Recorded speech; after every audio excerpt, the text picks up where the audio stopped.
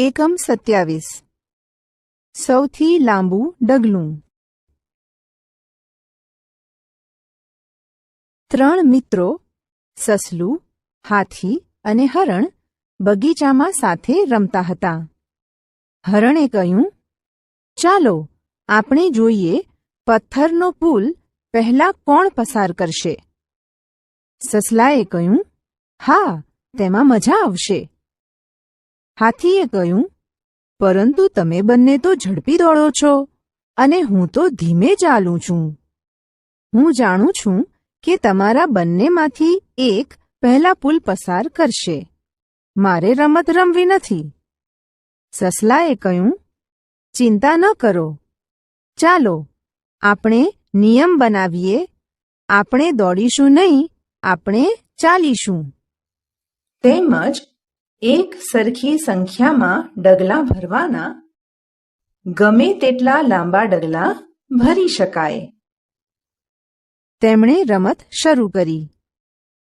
બાળમિત્રો, તમે કહી શકશો આ રમત કોણ જીત્યું હશે? ચાલો જોઈએ. આશ્ચર્યજનક રીતે છેલ્લે હાથી આ રમત જીતી ગયો.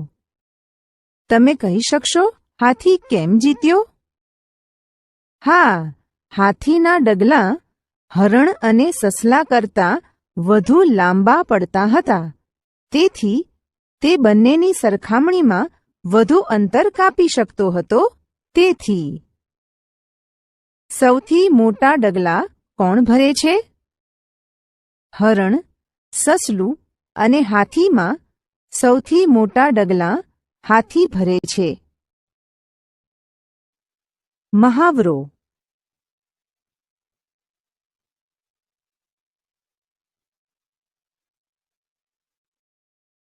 અનુમાન કરો. અહીં ચિત્રમાં 2 નારિયેળી આપેલી છે. જો મોટી નારિયેળી 6 મીટર ઊંચી હોય તો અનુમાન કરો કે નાની નારિયેળીની ઊંચાઈ કેટલી હશે.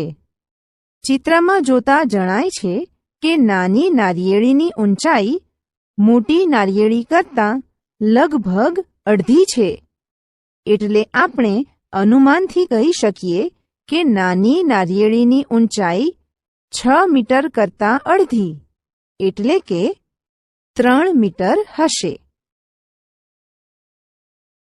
માપો અને દોરો. અહીં એક ચિત્ર આપેલ છે. ચિત્રમાં પથ્થર, કીટક અને એક ડાળી પર વાંદરો બતાવેલ છે. નીચે આપેલી સૂચના પ્રમાણે આપેલ ચિત્રમાં બીજા ચિત્રો દોરવાના છે. પથ્થરથી 2 આંગળ દૂર પાંદડું દોરો. પથ્થરથી 2 આંગળ દૂર આ રીતે પાંદડું દોરીશું.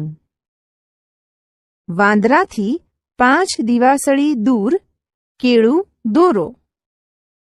વાંદરાથી 5 દિવાસળી દૂર કેળું આ રીતે દોરીશું.